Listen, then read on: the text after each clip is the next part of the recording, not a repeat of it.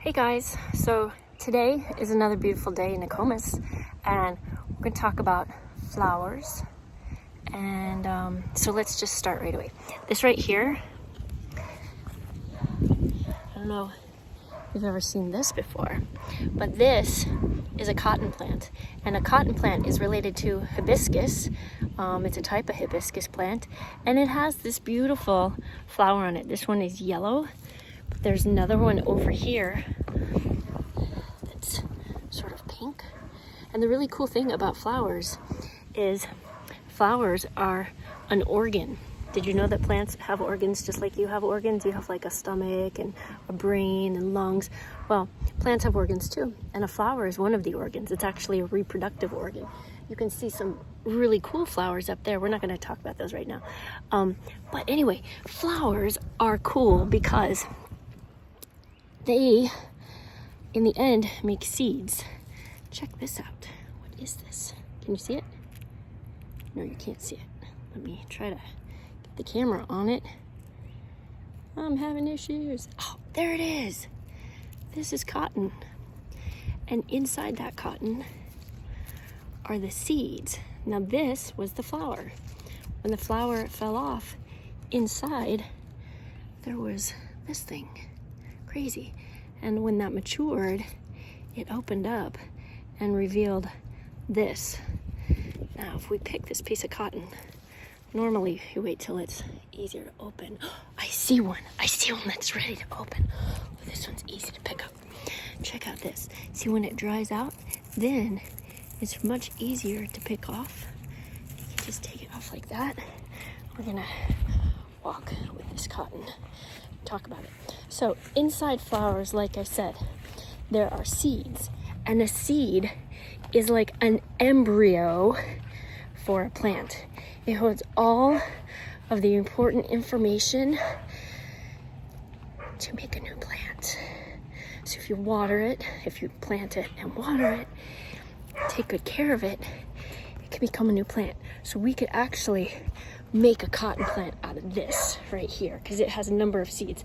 Now, cotton is really hard to get the seed off. That's why slavery was so terrible. It's a very labor-intensive thing to get the cotton off of the seeds. This is the cotton without the seeds. This is the cotton seeds. It's hard to get each one of those out of there. But the rise of cotton and the extension of slavery in America is a different story for another day. I will leave that to the history teachers.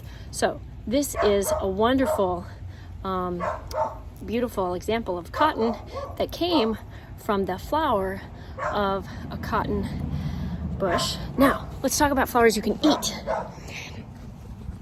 These are nasturtiums.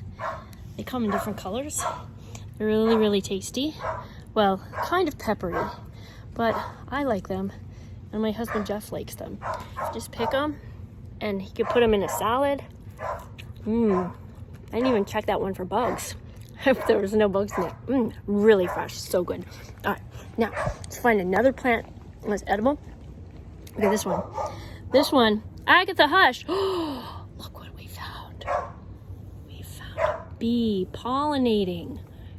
So cool. So one of the reasons that flowers are the shape that they are and the smell that they are, whether it's a good smell or a nasty smell, is to attract pollinators. So, and that is a lesson on symbiosis. We'll talk about that later. Anyway, these little purple flowers, amazing. Tastes like mushrooms. All right, so flowers can be edible. Ooh, let's find a flower that you've probably actually eaten, because I'm guessing you may not have ever eaten nasturtiums or that purple flower which grows here in Florida. I bet that you've eaten this one and you may not have liked it. Cauliflower. Yeah, it's actually a flower. It's not just called that. It's really a flower. And if you let it grow too long, flowers open up. Now, let's talk a little bit about this one. This one is beautiful.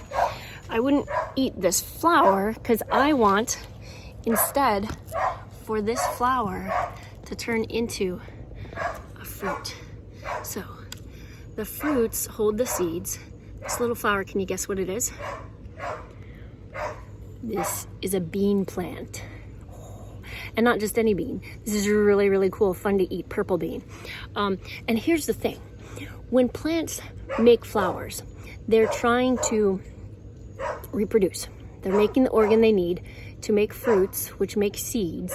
And the seeds, the little embryos, have to then get spread around. And so if some animal eats it, then it can't get spread around. So one of the fundamental parts of evolution is the concept of overproduction. Plants will overproduce. Even animals, think about bunnies and how much they produce. Plants and animals, all organisms will overproduce so that they will have enough offspring to survive, reproduce, and pass their genes on. So, speaking of reproducing, I am not going to let this little bean reproduce. I'm gonna eat it. And the more I pick those beans, the more flowers it'll make and the more beans it'll make, because that little plant is like, oh no, something ate my plant, or my flower. Well, it's not really thinking that. It doesn't really have a brain in that sense, or communicative powers, but chemical reaction in the plant will let it know that that flower didn't keep producing, and now the chickens are eating the herbs. Hold on, chicken break. Hi, Icy. What are you eating? Icy is eating off of one of our flowering plants. This is actually rosemary. And now Icy's moving over to the thyme. Thank you, Icy. And moving up to one of our favorites, dill. So this dill right here, this has gone to flower, which means we've let it go to its flowering so that it can make these wonderful seeds. I don't know if you can see them. Those are dill seeds. Have you ever had dill seeds? You have if you've had a dill pickle, because that's one of the things that we put inside the tasty salty juice to make it taste good.